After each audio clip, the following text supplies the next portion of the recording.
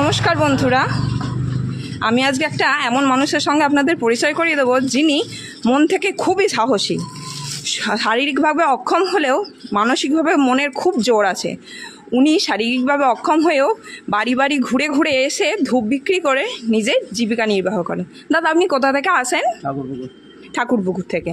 বাড়িতেই তৈরি করেন না, পাইকারি কিনে বিক্রি করেন। বাড়িতে কে কে আছে দাদা? দাদা বৌদি মা। দাদা বৌদি মা মা চলে গেছেন। আচ্ছা, ঠিক আছে। দাদা কি করেন?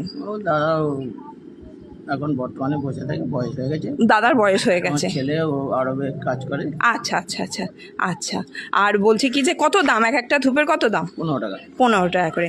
তো বন্ধুরা, এই দাদা ঠাকুরপুকুর থেকে মনের জোর নিয়ে শারীরিকভাবে প্রতিবন্ধী হয়েও বাড়ি বাড়ি ঘুরে ধূপ বিক্রি করছে।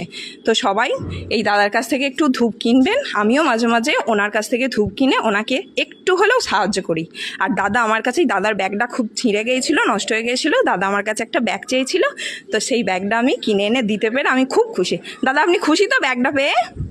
অবভিয়াসলি। থ্যাংক ইউ দাদা। ভালো থাকুন, সুস্থ থাকুন। ভালো থাকবেন।